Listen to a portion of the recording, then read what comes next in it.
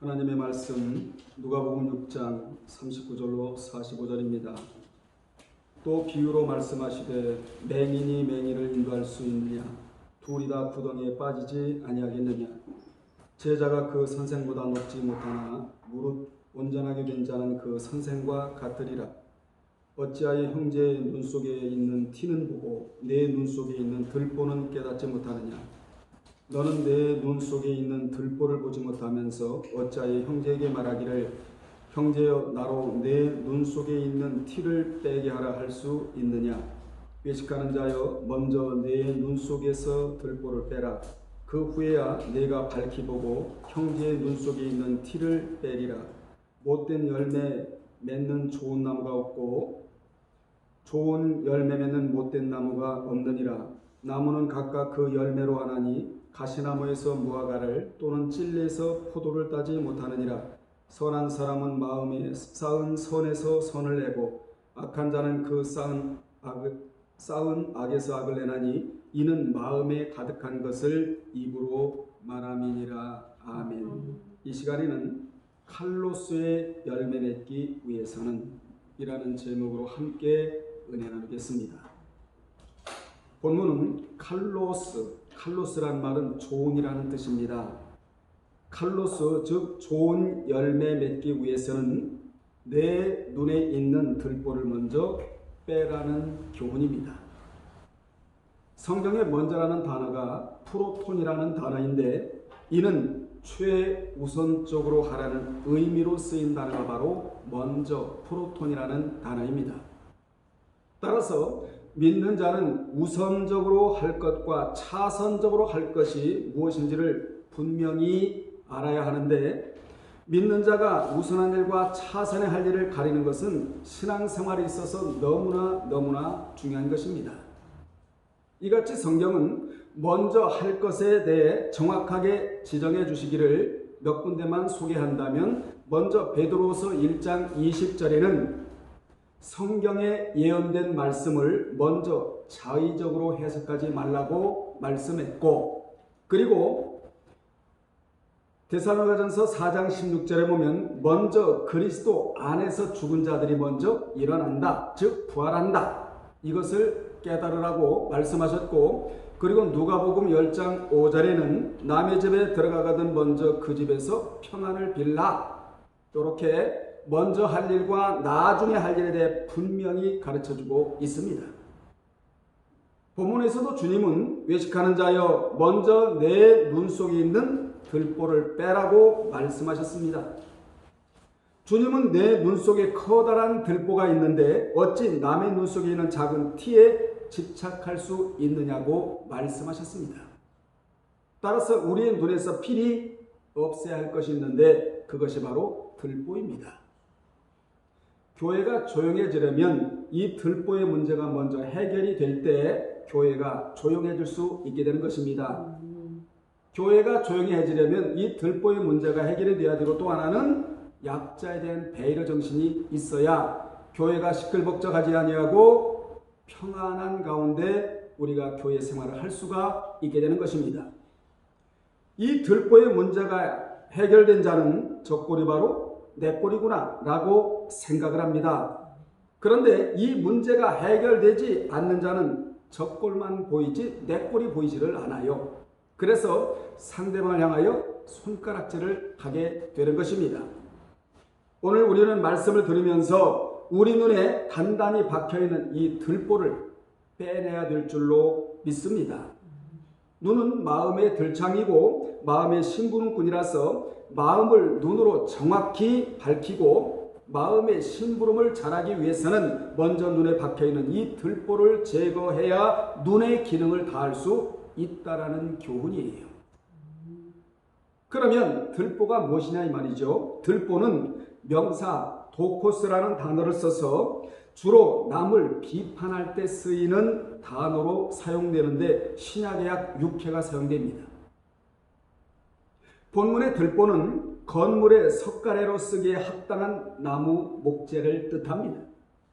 석가래는 한옥에서 지붕을 받치는 가늘고 긴 나무인데 옛날의 초가집은 지붕이 가볍기 때문에 석가래가 바로 가늘었고 기와집은 지붕이 무거워서 석가래가 굵은 것을 우리는 볼 수 있잖아요. 아무튼 석가래는 지붕판을 만들고 추녀를 구성하는 가늘고 긴 각재를 뜻하는 단어가 도코스 들보라는 단어입니다.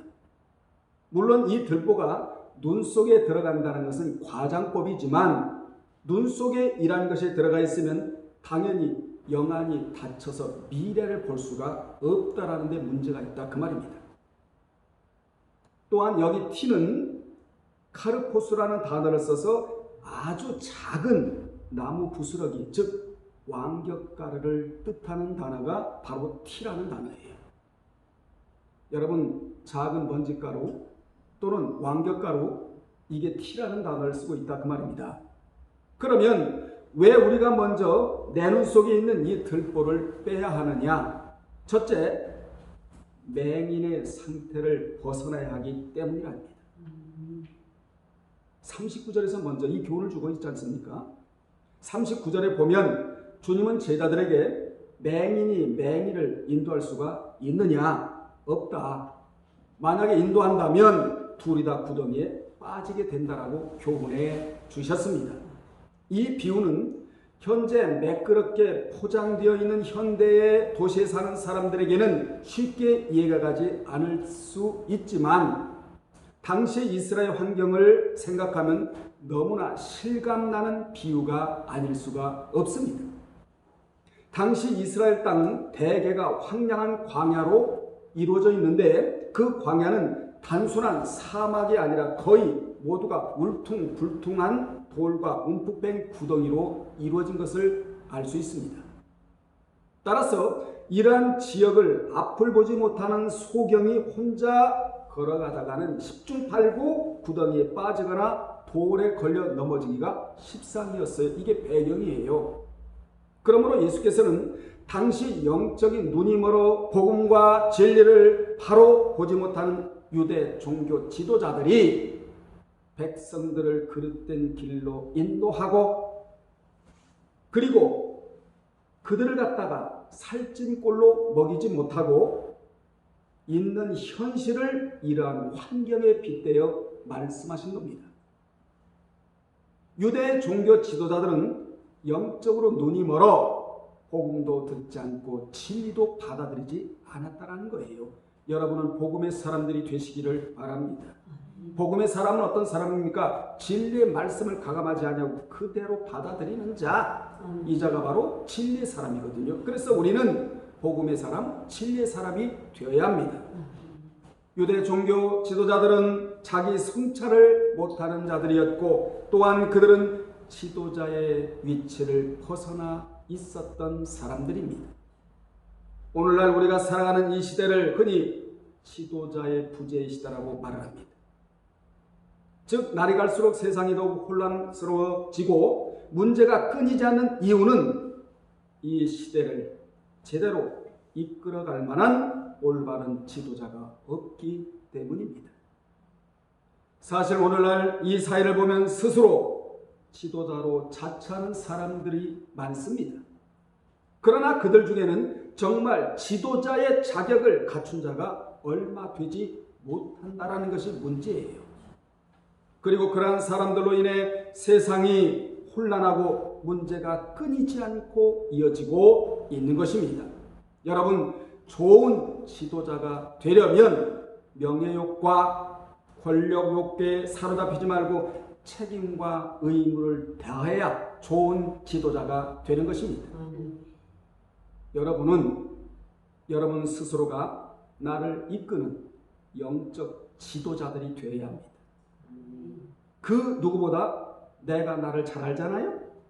나의 단점과 장점을 그 누구보다도 내가 나에 대해서 잘 알잖아요. 그러므로 먼저 내가 나를 지도하고 내가 나를 고쳐야 하며 나의 눈이 어두우면 나를 환한 쪽으로 빛된 쪽으로 인도를 해야 하고 그리고 내가 신앙의 위치를 벗어나 있으면 곧바로 신앙의 위치에다 가져다 놓아야 하며 이같이 여러분은 먼저 내가 나를 가르치고 내가 나를 고치고 내가 나의 스승이 되고 내 눈 속에 있는 들보를 뽑아 소경의 상태에서 벗어나고 남의 단점만 보는 눈에서 벗어나 이제부터 남의 장점을 보는 칼로스의 열매 맺는 자들이 되시기를 주님의 이름으로 축원합니다.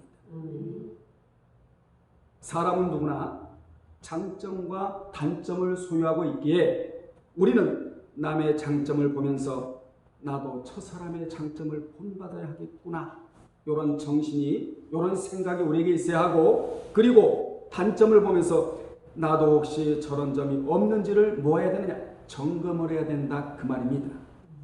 아멘. 나의 눈에 들보를 달고는 남의 장점을 찾아내기 힘들어요. 이것이 제거되어야 남의 장점이 보이기 시작을 하는데, 여러분, 단점만 보는 사람들은 괴로워요, 마음이. 그리고 죄를 져요. 오늘 시간 이후부터 여러분의 눈에 있는 들보를 제거하고 티까지 제거하면 남의 장점을 찾아내서 먼저 여러분이 행복하고 여러분이 죄 짓는 자리에서 벗어나고 일생이 장점을 보는 눈을 달고 살아가시기를 주님의 이름으로 축복합니다. 두 번째, 좋은 나무가 되어 좋은 열매를 맺어야 하기 때문이라고 43절로 44절에서 말씀하고 있는데, 43절로 44절에 보면 못된 열매 맺는 좋은 나무가 없고 또 좋은 열매 맺는 못된 나무가 없느니라. 나무는 각각 그 열매로 하나니 가시나무에서 무화과를 또는 진리에서 포도를 따지 못하느니라. 선한 사람은 마음에 쌓은 선에서 선을 내고, 그리고 악한 자는 그 싼 악에서 뭘 내나니? 악을 내나니. 이는 마음에 가득한 것을 입으로 말함이니라 라고 주님이 제자들에게 말씀해 주셨습니다. 마음이 어떤 곳이냐? 창고라는 거예요. 창고. 이 창고에 악을 쌓아놓는 사람이 있고 선을 쌓아놓는 사람이 있답니다. 악을 쌓아놓는 사람은 입에 악한 말이 나오고 선을 쌓아놓는 사람은 입에 선한 말이 나온다는 거예요.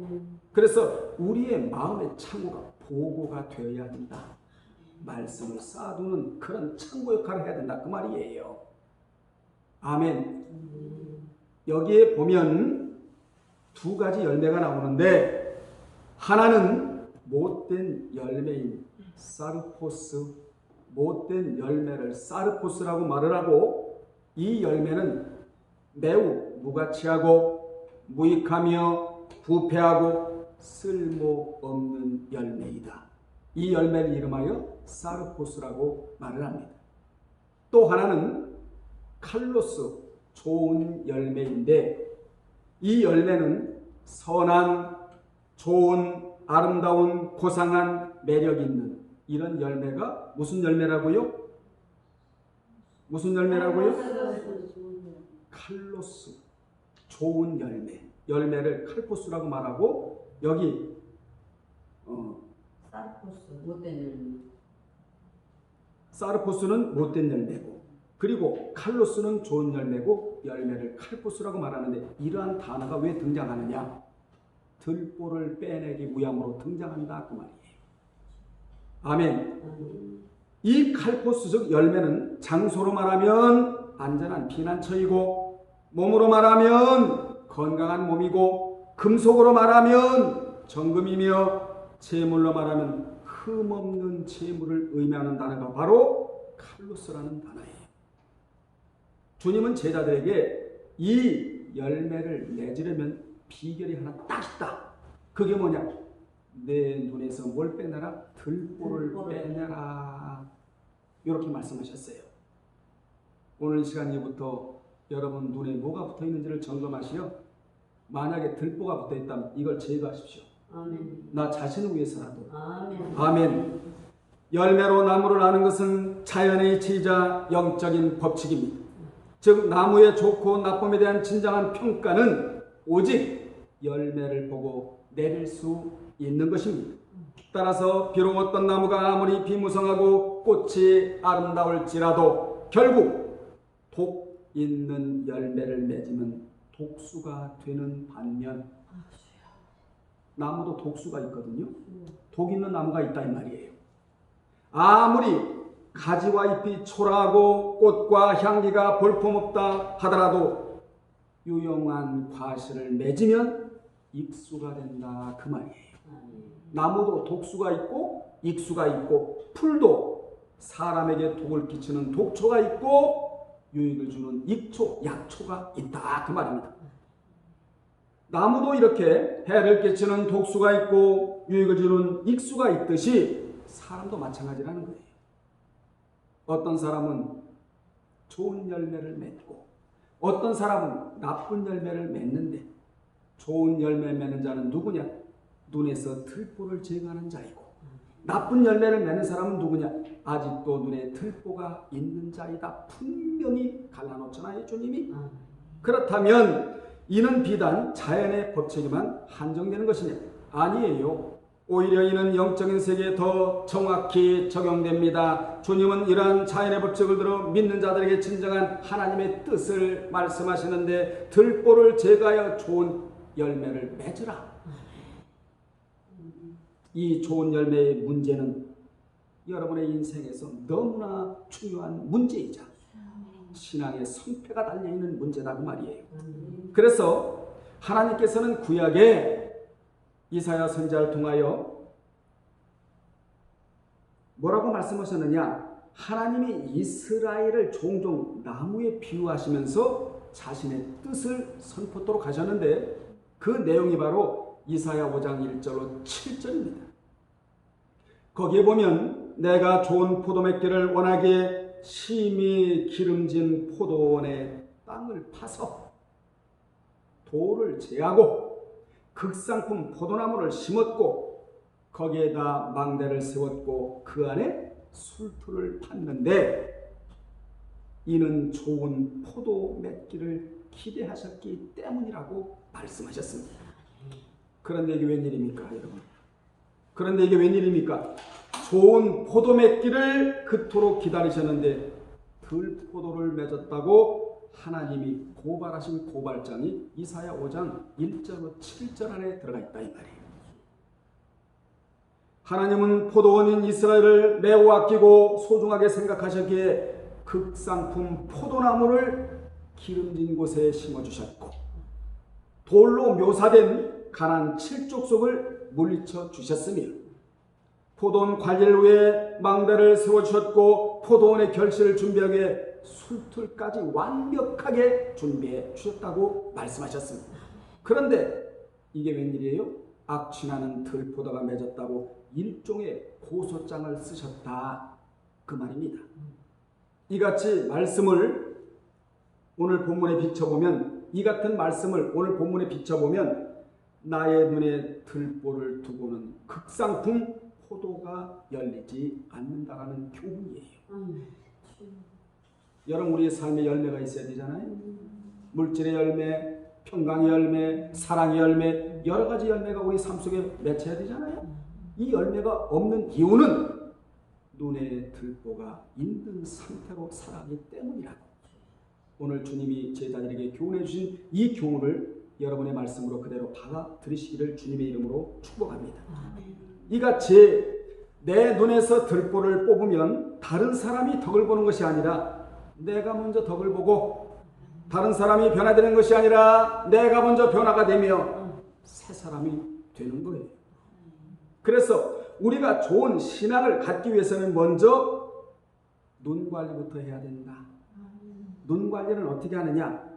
단점을 보지 않고 장점을 보는 게 눈을 관리하는 것이고 마음 관리를 또 해야 되는데 마음 관리는 어떻게 해야 되느냐? 흔들리지 않는 마음, 견고한 마음, 좌우로 치우치지 않는 마음이 좋은 마음, 이 마음을 갖기 위해서 우리가 관리에 들어가야 된다 그 말이에요. 그리고 영성 관리를 해야 되는데 하루에 1시간이라도 나의 영을 위해 투자하는 시간이 있어야 한다. 이것이 영성 관리고, 그리고 발 관리를 해야 되는데 발 관리는 어떻게 해야 되느냐? 갈 곳이 있고 가지 말아야 할 곳이 있다. 아멘. 이게 발 관리예요. 그리고 또 무슨 관리를 해야 되느냐?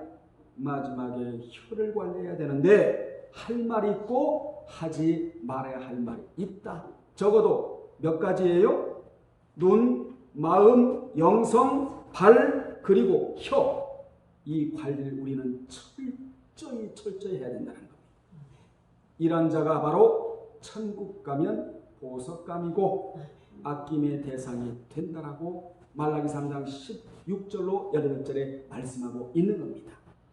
아멘. 세 번째로 그 사람의 신앙 인격이 드러나기 때문입니다. 45절에 보면 선한 사람은 마음에 쌓은 선에서 선을 내고 악한 자는 그 쌓은 악에서 악을 내나니 이는 마음에 가득한 것을 입으로 말함이니라 라고 말씀하셨습니다. 이는 곧 나무의 본질이 그 열매로 드러나듯이 사람의 인격과 마음도 말과 행위로 반드시 드러나게 되어 있다는 것입니다. 그러므로 아무리 나무를 아름답게 치장한다고 하더라도 결국 열매로 인해 그 나무의 정체가 드러나듯 사람 역시 아무리 자신의 겉모습을 아름답게 꾸민다 할지라도 결국 그 말과 그 행위로 인해 그의 실체가 폭로될 것이라는 말씀이에요. 주님은 진실한 자와 진정한 모습을 가진 자를 보기를 원하십니다. 아멘. 그런 자가 바로 어떤 자인 줄 아십니까? 인격자인데, 이 인격자는 보통 인격자가 아니고 신앙 인격자인데, 인격자는 뭐가 다르냐? 말이 다르고 행동이 다르다는 것이지요.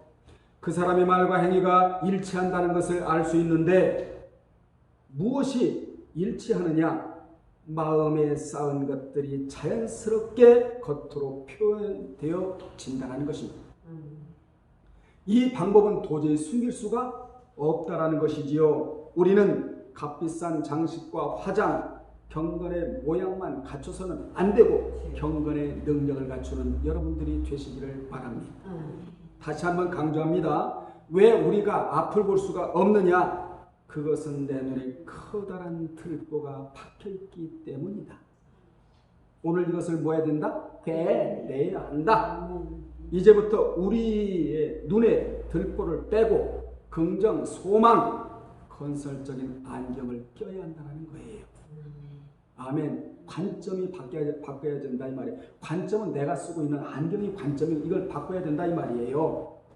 그러므로 오늘 여러분은 먼저 여러분의 시각을 교정시키고 아멘. 그러면 생활이 교정이 돼요. 시각이 교정이 되면 생활이 교정이 됩니다. 이 시각은 하나님을 바라보는 시각이 될 때 생활이 교정이 되고 그리고 신앙의 체질이 개선되고 생각과 느낌의 틀에서 벗어나 새로운 세계가 보이는 그런 영적인 눈을 달고 살아갈 수 있다는 것입니다. 결론 내리겠습니다. 49절에서 결론을 내리고자 하는데 49절에 보면 지금까지 듣고 행하지 아니하는 자는 주추 없이 흙위에 집 지은 사람과 같으니 탕류가 부딪힘에 집이 곧 무너져 파괴됨이 심하니라 라고 결론적으로 말씀해 주셨어요. 이는 말씀은 듣기는 하되 행치 않는 자의 결과에 대한 비유예요. 이 말씀은 오늘날 우리 사회에서 일어나는 각종 문제들의 원인과 해결책이 되는 말씀이기도 합니다. 위에 48절을 보면 한 사람은 집을 짓되 깊이 파고 기초를 놓았는데 기초가 충실하게 지어진 건물은 어떠한 탕위에도 끄떡이 없지만 물질이 흔들고 또는 세상이 흔들고 유혹이 흔들고 마귀가 흔들어도 끄떡하지 않지만 기초가 잘 되어진 사람은 신앙의 기초는 굉장히 중요한 거예요. 여러분 하나님에 대해서 알고 예수님에 대해서 알며 말씀에 대해서 알고 세례 따위에 대해서 알고 그리고 하나님이 우리에게 무엇을 요구하신 의도에 대해서 아는 것 이것 신앙의 기초거든요. 부활에 대해서 알고 내가 지금 어디를 향해 걸어가고 있는 것 이 모든 것들이 바로 신앙의 기초거든요. 이 신앙의 기초가 든든히 다져져야 한다는 거예요. 그러면 탕류가 넘친다 할지라도 절대로 요동함이 없다. 아무런 기초공사도 없이 그것도 흙과 모래 위에 지은 집은 쉽게 그것도 완전히 파괴되어 버리고 만나가는 것입니다. 신앙의 기초가 안 되어지면 말이에요. 우리는 모든 일에 있어 언제나 멀리 보고 기초를 충실히 다질 줄 알아야 합니다. 기초를 충실히 다지지 못하면 즉 신앙의 하부 구조가 튼튼하지 못하여 즉 부실하여 언젠가는 무너지고 말아요. 다 무너져도 신앙은 무너지면 안 됩니다. 여러분은 이 들보를 제거함으로 주님이 함께 주심으로 삼면의 공격인 하늘에서 비가 폭우가 쏟아지고 땅에서는 물이 솟아오르고 옆에서는 폭풍이 분다 할지라도 끄떡하지 않는 여러분들이 되시기를, 복된 분들이 되시기를 주님의 이름으로 축원합니다. 기도하겠습니다. 아버지 하나님 감사드립니다. 교회가 조용해지려면 이 들보의 문제가 먼저 해결이 되어야 합니다. 오늘부터 우리 눈에 붙어있는 이 들보를 제거하여 좋은 열매, 칼로스의 열매 맺는 모두가 되게 도와 주옵소서. 예수님의 이름으로 기도합나이다. 아멘.